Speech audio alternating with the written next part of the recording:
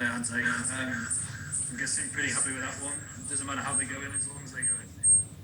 Yeah, I mean, delighted to get 3 points, particularly being a home game against a very difficult opponent that last year beat us 3 times in the regular season. So it was a tough game, but in the end, to score when we did and to keep a clean sheet, it's a big step for us in the right direction. Yeah, I mean, you mentioned that clean sheet. That's now all 3 games you've not conceded from open play. That's some start. Yeah, and I thought we weren't at our best defensively tonight.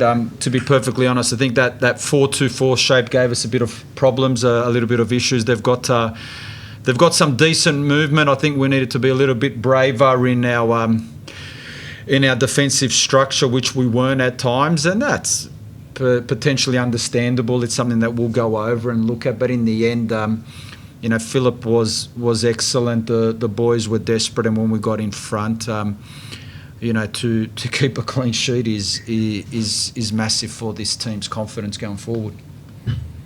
Yeah, we saw towards the end Davia had some issues. Is he okay? No, he's not okay. No, he's not okay. And now that you've brought it up, I'm extremely disappointed.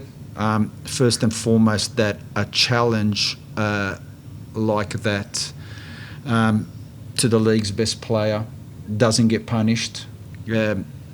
It's been happening now far too often, and in the end, it's Uli's not feeling the best in there. He'll go for scans, immediately. But as I said, that kind of challenge for me is totally unacceptable, and for that to happen to the league's best player and not get punished in the right way is frustrating.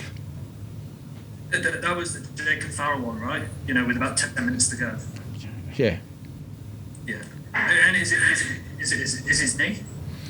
Well, the hit was that bad on the ankle that the knee moved in a direction where, he feels a great deal of pain in his knee, yeah. Okay. And last one from me, mate. I mean, you played here today, a pretty decent facility by the looks of things. Are you hopeful of getting home for the 19th or Boxing Day? Is that more likely? Not my department, as they say. My department is to prepare the football team, no matter where we play and whatever opponent we're up against, is to make sure that everyone's focused. Now, it's a nice little facility out here. Plays very quick. We're fortunate we got a session on here a couple of days ago, and in the end we won. But whether or not Campbelltown's going to be ready next week, next month, next year, not my department. I just play where we're told. Awesome. That's all from me, mate. Thanks. Hey Ante, congratulations on the win. I was just wondering, obviously, been some interesting formation changes with you playing, I guess, 3 at the back and 2 very attacking wing backs. I wonder if you just want to explain, because obviously it's working really well and the defense is really strong as well. Explain the thinking behind that.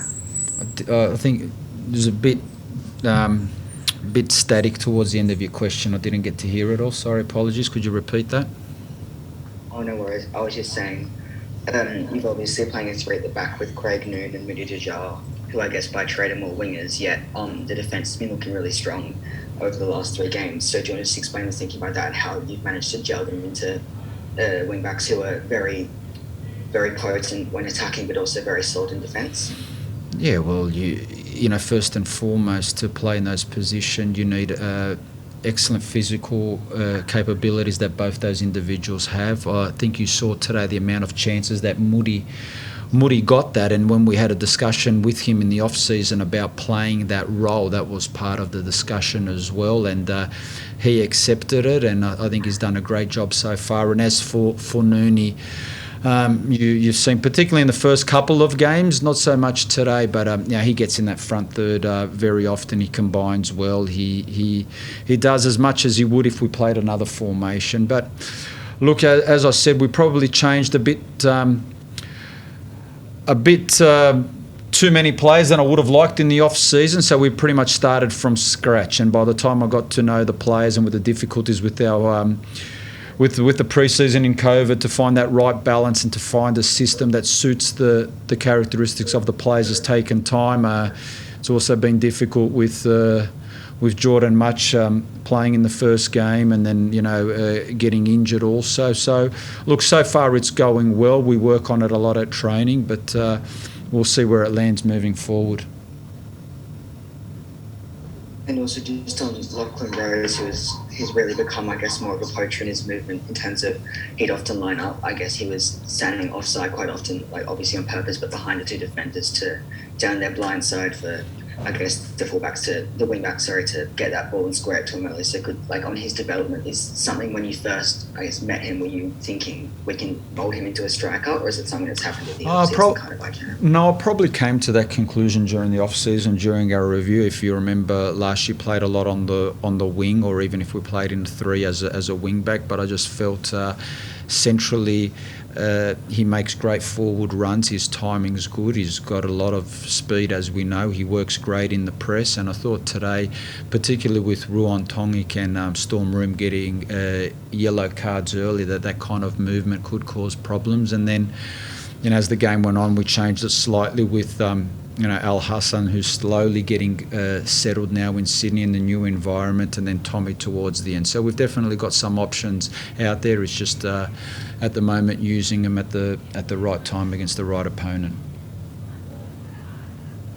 And just one more from me on one more, I guess, position change. Tommy Orr's been playing, I guess, as one of the two double pivots, or even maybe an 8, despite being, I guess, usually maybe a 10 or a winger. So I guess with his ability to cross a long pass, is that what the main feature is for him there, or is it more of an injury replacement?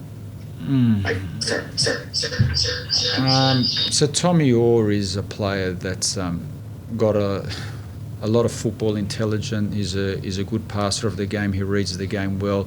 When Jordan Much got injured, we obviously had to fill that void, and I remember a while back when I was still working with the Socceroos, I remember him playing as a 6 for Utrecht. It might have even been against Ajax away, and they got a 0-0 draw. I think he's probably played in his career 20, 30 odd games as a 6. So, it was something that I looked at, and I thought he had the characteristics to partner Charles in the middle of the field. And, honestly, I thought he was very good today, particularly in the second half. But he's another one that's missed all of pre-season, didn't get enough minutes in the legs, and with the minutes he got last week against Sydney